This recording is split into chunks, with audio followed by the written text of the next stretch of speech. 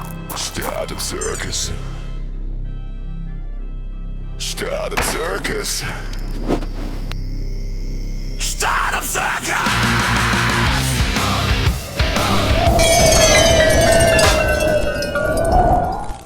Welcome to the third episode of the Startup Circus, my own weekly podcast about the circus that is happening in the startup world.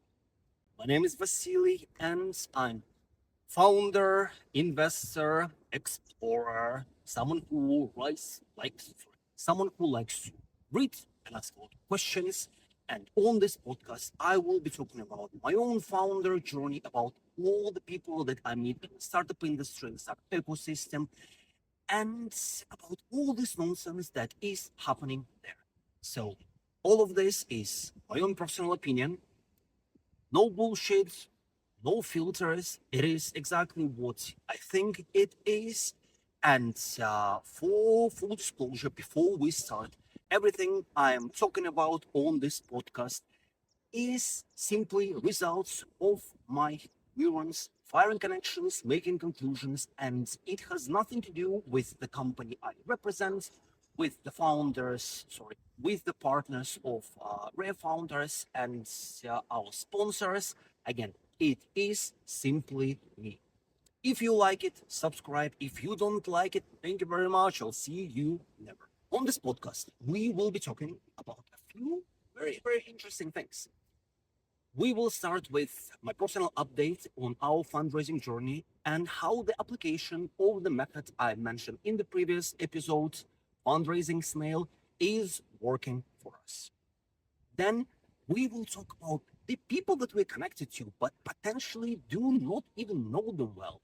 I had some very cool discoveries with some of the people in my network and would be happy to share this with you. And the last one, we will talk about scammers. This is a very big topic in the startup ecosystem. Not many people talk about this. I wrote about it quite a bit because I had my own personal experience and I've wrote quite a few stories from founders. So I will tell you what scammers are in the startup ecosystem, how does this work, what the red flags are when you're talking to people, and what to do to identify if someone actually is a scammer or potentially just a person. That's it. In the previous podcast, I have been talking about the fundraising strategy called Fundraising Snail. I learned this myself from Chris Howard, who used this approach and raised more than 100 million pounds for his companies. So I do know that this stuff is working in theory. I decided to put this all to practice and report to you what I go through and see if this might be relevant for you as well. So we have been raising. I'm not gonna say what we are raising for or how much because I do want to make a proper announcement once we do close the round. But I only had a chance to talk to investors properly over the last week. I spoke to 6 investors, and 5 out of 6 already made a soft commitment to join our round, which I personally plan to close in February. Now let me tell you how does all of this has anything to do with the fundraising snail strategy, which I mentioned in the previous episode. When I was fundraising for my previous company, Vasily, I did pretty much what everyone else is doing these days. I got a list of investors and I started chasing these investors through their LinkedIn, through cold email, and I spent probably a year doing all of this. I did manage to get some meetings, but realistically, these conversions were very, very bad, and I could not convince anyone to actually invest in my company. Now, back to what is happening with us today and all the learnings, everything that I gained over the last couple of years. I decided to go with what Chris was preaching and I decided to use his methodology. If you remember in his methodology, you need to reach out to your investors at different stages, and every single stage has a different purpose of the conversation. I started talking about our fundraising idea back in December, so I feel like I already went through the validation stage. I went through the fact that the timing is good for us now to do this fundraising, and I'm currently at the stage of the valuation. So I reached out to all these people that I spoke to back in December have a list about like 38 people and offered them to have a meeting. And I did genuinely ask for their advice at this meeting because realistically speaking, I know a lot of the stuff in theory. I obviously have heard a lot of this from our founders in the community, from people like Chris, from other advisors. So in theory, I do know a lot. In practice, I have not necessarily erased anything myself yet. So that's why when I went to them and asked for their advice, it was genuine because realistically speaking, I don't necessarily know some of the details of the mechanics that I would have to go through to actually close this. And because I did for their help, I didn't specifically tell them that I'm fundraising, that I want you as an investor. Of course, that's what I wanted to start with, but I genuinely did go for help and I did go for advice. So what it did psychologically, I did not actually have to pitch my business. You know, normally when you are in front of the investor and they give you a little bit of time and then you need to go through like problem, solution, traction, all of this stuff. In my case, all these conversations were very different. They were very friendly because all of these people I was talking to, they would have access to my pitch deck in advance. So they would have a very good idea about what we are and what we are trying to do and the problem that we're trying to solve. I still would have to go through some of these details because genuinely they would have questions. So they asked me these questions, I gave them answers, I asked my questions, they gave me their answers, and it was a lot of back and forth, more conversation. They had some questions, concerns, some areas that were not necessarily clear, and all of this was in the conversation manner.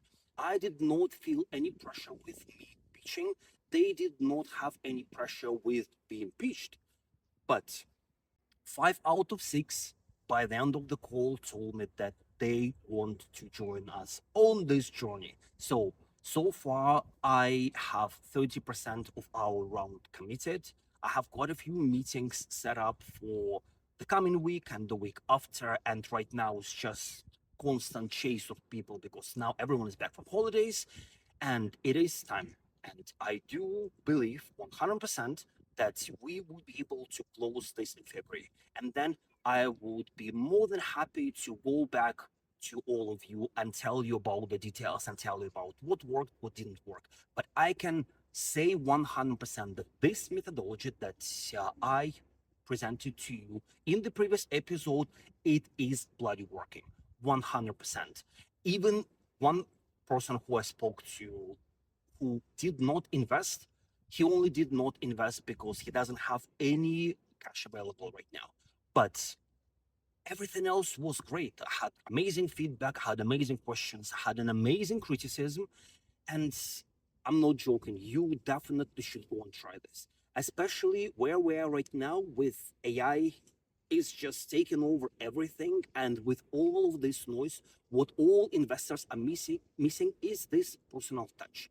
So if you're fundraising right now and you are trying to spray a prayer approach, just trying to send this million emails to everyone and hoping for the best, I'm telling you, just bloody give up. This is not going to work. I get emails on the daily basis, people trying to sell me stuff. Majority of this is completely irrelevant because people don't even read what I invest and I don't invest in. I currently don't invest in anything because I'm building my own company. So it's kind of like not necessarily a priority. But this is where just an example in terms of how much noise is out there. And the only way for you to get out there and actually close this round for yourself is to do what Chris suggested to do. So if you haven't watched this episode, go back, episode number 2, and watch this again. If you have any questions, leave the comments. I would be more than happy to go back and explain some of the details, but I believe it is very self-explanatory. So good luck and don't fuck it up. And now let's talk about all the people that we have met on our founder journey and just generally in life, the people that we have in our network. I realized recently that we actually do not know these people very well. Everyone right now has 1,000+ connections. Facebook, no one is using Facebook anymore. on LinkedIn. But realistically speaking, you actually don't know these people. I constantly getting approached by someone asking for an introduction, and they would mention the name, and I would look at this name and I would like, I'm connected to this individual, but I don't actually know who they are. So can't specifically pick any valid introduction because the chances are they're not even going to respond. So this is again the world that we live in right now. There is a lot of noise, a lot of people around us. We kind of think that we know people, but realistically we don't. And I can give you two very cool examples that again I just realized recently. I was talking to one of the founders in our community. It happened actually about a couple of months ago at our bi-weekly run, which is happening every second Thursday. So join us. Anyway, so we were talking about Richard Branson. So this is this guy from Virgin, kind of like quite well known. So, and I don't even know what the conversation was about. The point is, Richard Branson's name came up, and this founder was like, I know him, or like doesn't necessarily know him personally, but he knows personally his former assistant who apparently worked for him 15 plus 20 years. And if I needed an introduction, I literally have a way to Richard Branson. How cool is that? And this is, again, very, very simple example about these people that we have in our network that we don't even know who we're connected to. We don't necessarily know who they are, what they do, about their skills. Another example that came up to my attention just a couple of days ago, I was talking to another founder friend about another founder who's also a friend, and we just like randomly came up the fact that this founder that we have been talking about is an actual millionaire. I was literally under the impression that all the founders, everyone who I met in our community, were just all broke because that's kind of what it is. That's the part of the game. You just put everything in, and never for a second I would think that this guy was a millionaire. And kudos to him for the fact that he's not fucking bragging about it. He is working his ass off to make his startup work. And I do know a little bit more about the history exactly, like how he got to be a millionaire, which is super cool. But since it's not necessarily my information, I can't disclose this. But who knows, maybe one day, if he tells a story to me personally, I would be able to share this with everyone. But the point is, we have so many people in our network. And these people can help us with things. They help us with connections. They can help us with money. They can help us with advice, with like literally anything. But the point is, we normally do not ask questions. We don't ask for help. We don't spend we don't spend enough time with these individuals to actually get to know them better. And my advice to you, if you are again like fundraising or whatever you're actually going through in your business and need any help, just go and talk to people. Go to these WhatsApp groups. There are like a bunch of communities. We have one Red Founders. There are a bunch of Slack groups where you can ask questions, but just know that you are literally like you're not by yourself. You don't have to build your business as a single individual, even if you are already experienced and you have teams of people. Don't discredit the people that you meet and don't discredit the people that you know, because you, my friend, might be surprised. So let's move to the next part. How many of you who are listening this know much about scammers, and specifically scammers or scam that does exist in the startup environment? I can tell you 100% not many, simply because there is actually not much information available. There are quite a few things happening, and very often it's very difficult up until it actually happens to you to even 100% claim that this is a scam or it's not a scam. But there are quite a few very, very suspicious activities going on. And founders don't necessarily talk about this because even if this happens to them, it's very difficult to actually admit you do have this feeling of guilt that you were so stupid that you believed in all this nonsense. But it actually does happen way more often than you think. So let me take you through what startup scams are, how do they work, what the red flags are, and what you can personally do to identify if something is a scam or maybe not a scam, or maybe people you're talking to just bad people. First, let's clarify what is startup scam. There are different levels of scammers. Again, this is my personal opinion. This is how I see this, and feel free to put your own thoughts into the comments on this. But startup scams come in different shapes or forms. The most innocent one I call some startup advisors scammers. I don't necessarily, just to clarify, who are startup advisors in my opinion. So these are the people who are helping founders to get in front of investors, and they charge commission or they ask for a fee for their services.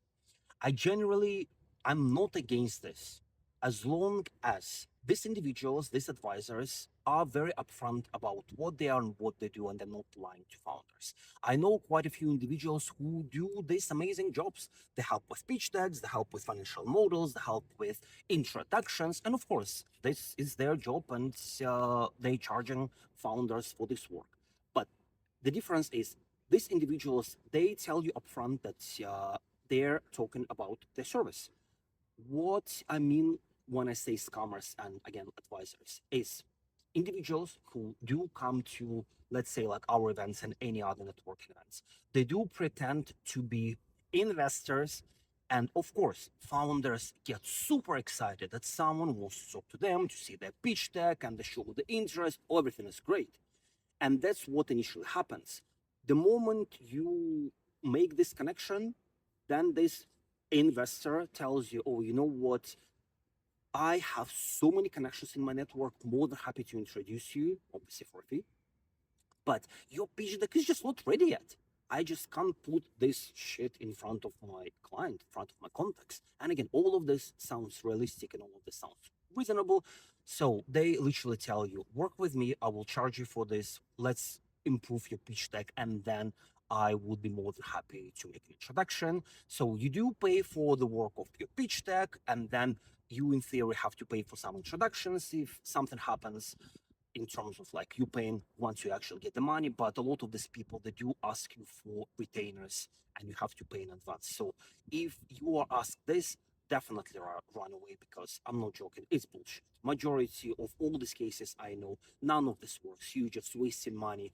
And the individuals who do this, they're always trying to get in front of fresh founders, people who don't necessarily know all of these details, they don't know how it works. And there are always enough of fresh blood into the ecosystem for these individuals to survive and keep doing what they do. So this is, I personally think this is kind of like a very light type of scam. It's more when you're kind of like not necessarily straightforward in just deceiving individuals, but if this is you and this is what you are, I'm sorry, you're still a bloody scumbag. Be honest about your services, tell founders exactly what you are and what you do, so then you don't have people like me or everyone else in our community saying shit about you. One thing I want to make clear for potential scammers who are watching this is we talk about this. We talk about you. We share your details. We share your LinkedIn.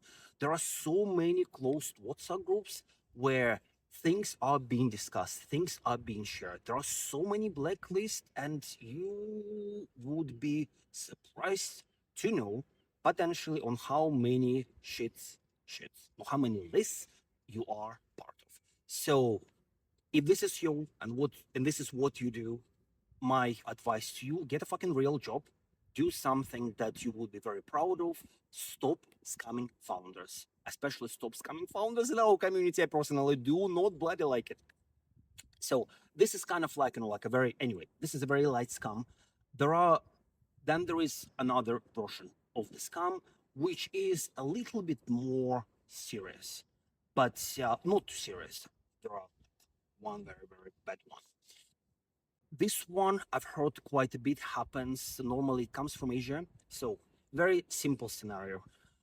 Someone is approaching you, I know, like your founder, someone is approaching you and they're interested in business, and they potentially want to invest in you. Obviously they go through like interviews. pitch deck comments, feedbacks, all of the stuff, and they started to do a due diligence. But at some point, when you are emotionally invested, you do believe that money is just around the corner and you're going to touch it. They tell you that you have to pay for legal services yourself, but you would be allowed to deduct this money from the money that you will get in, like in the form of the investment. This is very uncommon. Doesn't necessarily it doesn't happen. Sorry. This is, yeah, exactly. No, like this is very uncommon when investors, legit investors, are asking you to pay for legal fees in advance. Normally, the way it works, the way I understand, if anything needs to be paid, it kind of like paid once the money is already there, but there is nothing where you have to pay in advance. So normally what happens with this kind of scams, with these scenarios, you fall into the stuff, you're obviously desperate to get the money. That's exactly what they need from you. They need your desperation, but you pay for this service. They tell you to use a specific company because that's the company they trust, and that's the only company that they would agree to work with. And of course, this company again all looks legit. They would make you believe that you just need to pay them a retainer and whatever, like the biggest amount of money you will pay later. But the moment you pay this retainer, this company just disappears, and no one answers your messages anymore. No one answers your emails, calls, whatever. They just take your money and they just go to another founder who is happy to go through the same scenario. So again, not necessarily nice, but at least you losing just a little bit of money. And then there is another scenario. So are you ready? Are you ready? Are you ready? Are you ready? Are you ready? This one actually happened to me personally a couple of years ago when I was fundraising for my previous company. So I kind of do know the details of how this works. For full transparency, I like the full transparency here. I did not get up until the end.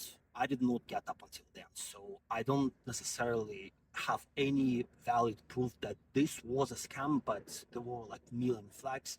And I spoke to quite a few founders in our community who have a little bit more experience, who went through the same scenario. So it's definitely a scam. I'm like 99.9% sure. And this is how it works, or like kind of like the story is happening to me. I got approached by someone on LinkedIn. So the guy who said that he was representing a high net worth individual, and he said he was interested in my business. I asked for pitch deck. I sent him the pitch deck. We had a call. He gave me the feedback. He criticized some of the numbers on my business plan, on my financial assumptions. So again, it was legit. It wasn't like, oh, like everything is great and I'm going to give you money. It was quite a bit of back and forth. We had calls through WhatsApp. I tried to offer quite a few times to have Zoom call back then. Back then, I was using Zoom to see his face, and he was just like always too busy to switch on the camera. So I was like, okay, anyway, like WhatsApp's good. WhatsApp is good.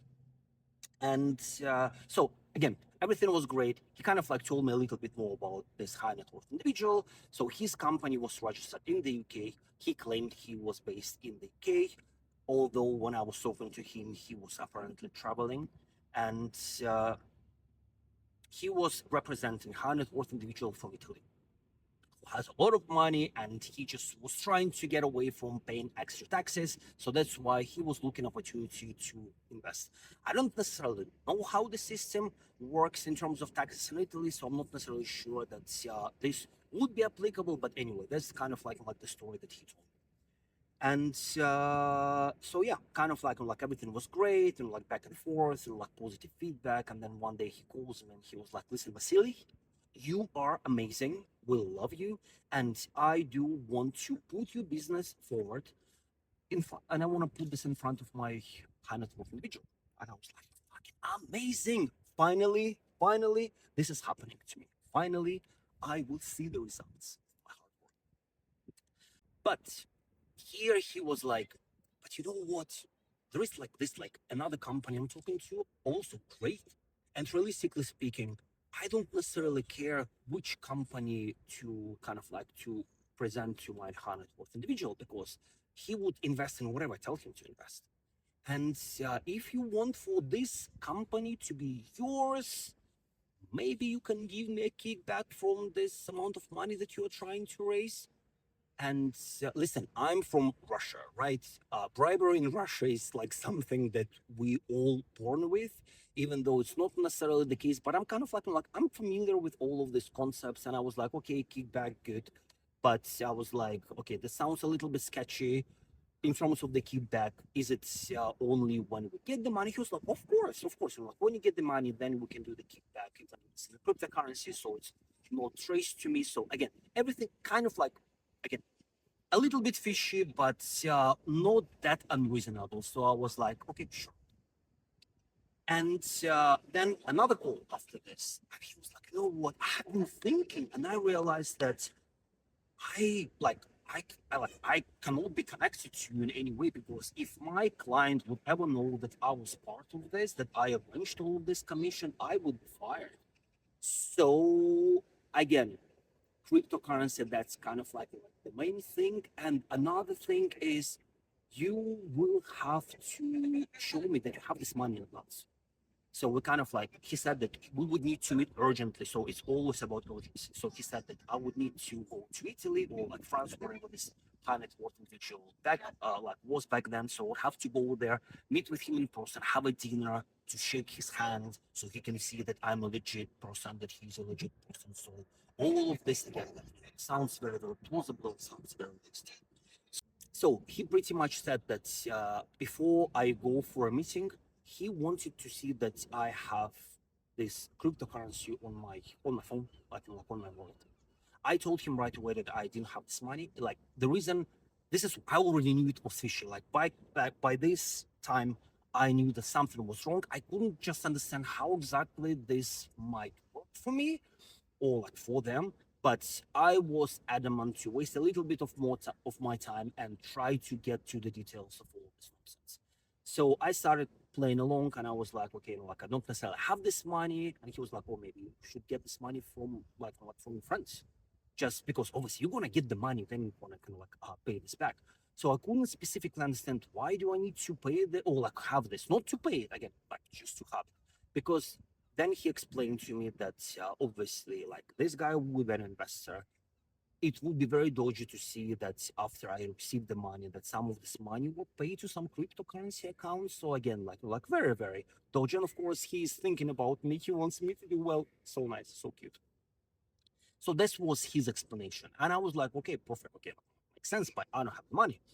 And I had this idea about faking the screenshot to show that I do have this money on my account, because all he wanted just to see that I have this. And I think that's when I lost my patience. I was like, you know what? I don't have money. I don't have anyone to ask. And so yeah. And then when he just got pissed with me, and he was like, you know what? No money, no meeting, no money, no honey, baby. So he just kind of like stopped talking to me, which I was like, okay, perfect, fine. And I almost forgot about it. Then I noticed that his account on LinkedIn got blocked, that he kind of like disappeared. I couldn't, I was obviously like, I was trying to do my research on him, but I will talk about this a little bit more in a moment. But so yeah, it's kind of like it's happened to me. I didn't necessarily know if it was scam or it wasn't a scam. I did quite a bit of research, try to find any details on the news, so like any journals potentially covering this kind of stuff. Couldn't find much, but I did come across this article, which I don't know for all this. It was obviously like the whole story happened to me a few years ago. But the ending of this scenario apparently is, and again, can't specifically claim that this is the case, but I would be surprised if it is. So once they see that you do have money on your crypto account, and they arrange to meet with you somewhere in like neutral territory, not in your country. So in my case, it would be Italy. And you go there, they take you to a very nice restaurant. They have a very nice meal. You have obviously like dinner or like lunch with these people, and they're all very nice. So everything is created for you just to uh, drop your guard and just feel relaxed. See that, like these people look legit, these people have money. I actually know one of the founders who went through the meeting, and for them to prove that they were legit and had money, they literally had a suitcase packed with cash. He only saw this in the movies, but then he saw this in real life. Anyway, going back to how apparently this works. So again, they lunch you, they dine you, and they drug you. And while you're out, they open your phone with your biometrics and go into your crypto wallet and just simply transfer the money to their account. So by the time you wake up, you have no money if you woke up, but I'm pretty sure they don't kill people, although maybe they do. And yeah, and that's kind of like the end of the story. You wake up somewhere, maybe on the train station. They might even nice. They might even buy you a ticket back home if you didn't have this ticket yet. But the key is that's how they take your money. So I think this is very fucked up, and I do know that this happens. I do know that this happens. We like I personally have heard quite a few stories with different founders where they went through very similar scenarios. It's very often connected to cryptocurrency. There are like different logic. So now let's talk about red flags. What you should be looking out in terms of like thinking whether something is dodgy or it's not dodgy. So the first one is if people do not show their face, if there is no pictures that you can find of them on social media, on LinkedIn, you talk to them, they avoid to show their face, so you don't even know who exactly you're talking to. Every single time, maybe when you offer this, it's always inconvenient, and they cannot find the convenient place when they can do this. They would always have something happening on the background in terms of, I don't know, like family dinners, birthday parties, traveling, whatever. Always have an excuse to finish the conversation at any point of time. Another thing is if you're talking to investors and you have a lot of criticism like from investors, which is again like very common from founders in general. Like you get majority, you get no's, like 99 no's for 1 year. So that's pretty much very good statistics. And if suddenly you have someone who just starts raving about your business and how great it is, like this should be a red flag. Just kind of like for you to look into this investor to understand who exactly they are. Another thing is these individuals very often use psychology. They're trying to put some pressure on you. They're trying to put pressure on you on making decisions very quickly in terms, like in my case, he wanted me to travel. He wanted me to go and meet this individual in a couple of days. I didn't have time to think. He wanted to see this money on my account very quickly. They do put this pressure on you making decisions very quick, and they always have a great excuse saying that again they just need to move on very quickly, they need to transfer this money quickly, whatever this is. But in most of the cases, what they do say, it sounds very reasonable. They say that's the whole thing, it sounds very reasonable. Other one is the cryptocurrency. So if you are asked to use cryptocurrency in any way or form, regardless of the reasons behind this, it's a very high risk that you are talking to a scammer. You just might not realize yet how the scam is going to work, but the chances are it's a scammer. That's it. Now I will tell you a few things on how you can actually identify the scammer even further. So obviously, look at all of these red flags. I'm pretty sure some people who would be listening to the stuff going through similar experience and might have a little bit more to add, so feel free to add this in the comments. But about what you can actually do in terms of like doing your own due diligence to understand who you're talking to. First one is look at the company. Obviously, the company that they represent, check if this company is officially registered. In different countries, there are different portals where you can check this, but in the UK, it's .gov.uk. Search for company and you can check where the company is. You can see where they're registered. You can see the directors of the company. You can see if they are directors in like other companies. So when I was looking for this guy, I could not find his name on the list. So it kind of like that was already kind of like a red flag for me. The problem is, even if you see something on company's house, it still does not mean it's legit. If anyone ever had an experience about opening or registering a company here in the UK, I think it costs about like 80 to like 50 to 80 euros to register a company, and not much actually is required. So that's why I can go and register like fucking anything tomorrow, and I can be the biggest scammer in the world, and I would look legit. Especially since we are like in the UK and everyone thinks that like UK is so like on top of all of this, but a lot of people in other countries outside of the UK, they see UK as kind of like very reputable place, especially when it comes to business. And when they see the company registered in the UK, for them it's already validation. But these individuals don't necessarily know that this is so easy to do this here. My brother who lives in Russia was approached by a scammer in Russia representing company in the UK, and the company was registered. And for my brother, it looked so legit because it's an original document. And when he signed it to me, I was like, yeah, document is original, but you can register the company in 5 minutes. So it means absolutely bloody nothing. So that's what you can do, but this is not a guarantee. What else you can do? You can check the website. Obviously, like make sure that the main address that the person gives you matches with the company name, matches with the website. So there is at least some kind of link. It's all of this is something absolutely different. Then again, that's another red flag. What you can do with the website? Have a look at the website. Normally, website it gives it gives the vibe of something being wrong.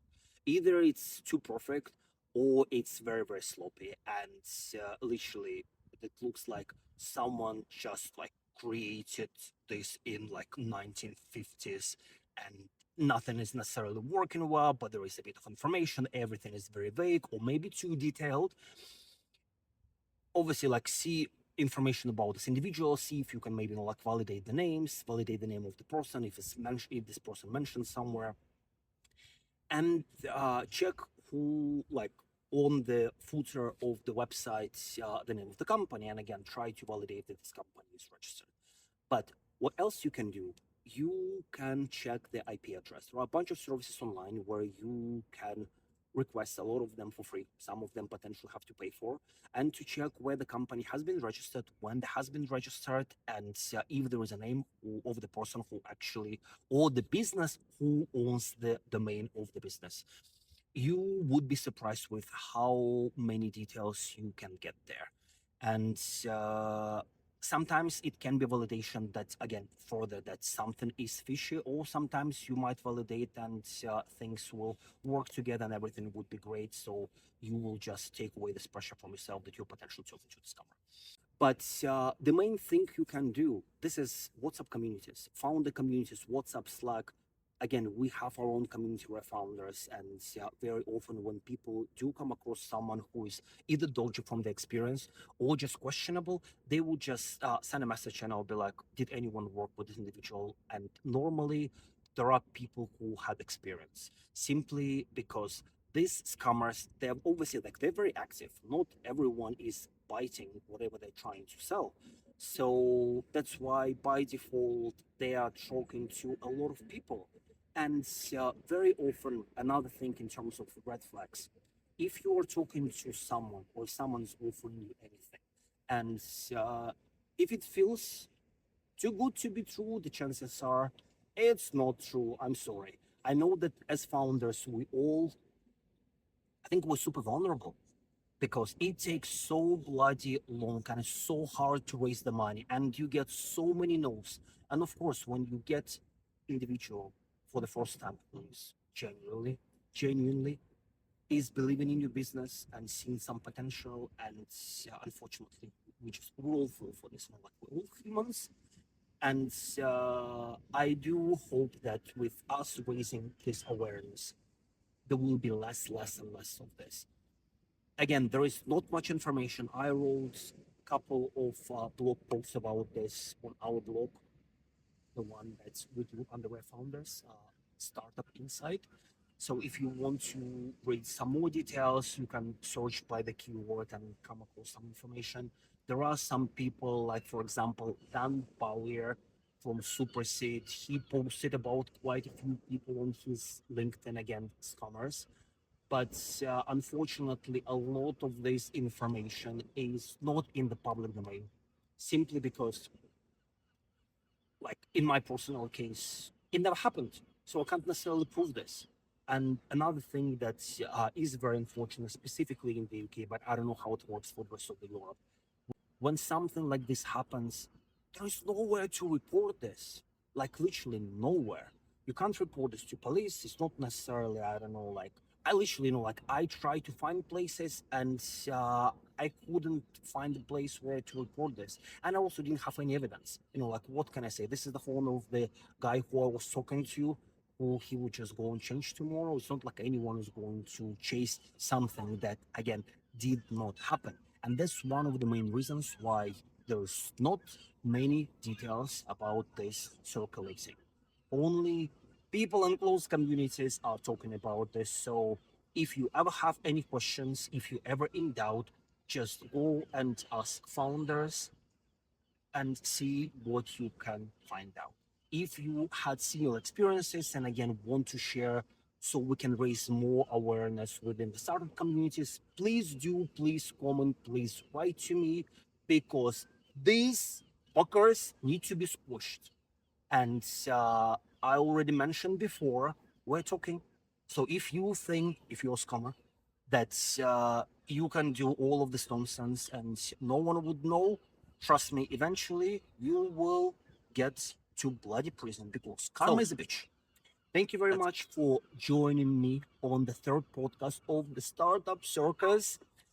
If you liked what I was talking about, please comment. Please leave a review for this podcast. Please share this with the people who you think might benefit from this. If there is anything that you want me to talk about on the future episodes, again, right, I would be more than happy to talk about something that I know is relevant for everyone rather than trying to come up with my own ideas every single time. So before I told you I was coughing. But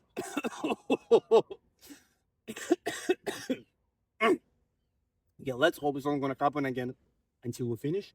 But before before we finish with this episode, I wanted to give you my one advice for this week. I just finished reading the book, Social Physics. I will talk about this in future episodes. But it was this part in the book where they were talking about statistic probabilities of individuals succeeding in life in general. Founders, not founders, doesn't necessarily matter at the stage. But the point is, there is a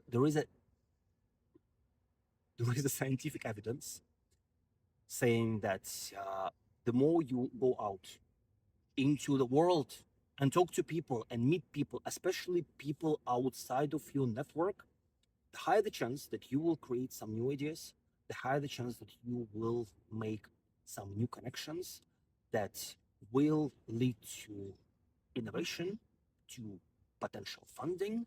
But the point is overall that you are improving your chances of success. So if there is one thing that you can do this week for yourself is just get out, go to any networking event, meet someone, who you potentially don't know, and try to get to know them. Try to get to know them better. Don't try to sell them shit. Just try to make new friend. You don't know. Maybe it's the person who will know Richard Branson, or maybe you will meet the person who is the secret millionaire and who would want to invest in you later.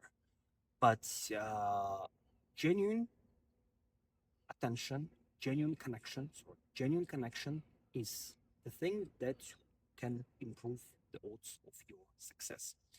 So that is it, my friends. That is it, my legends. Thank you very much for listening. Circus. And I will see you again next Startup week. Circus. Legends, have a great day. Startup Circus!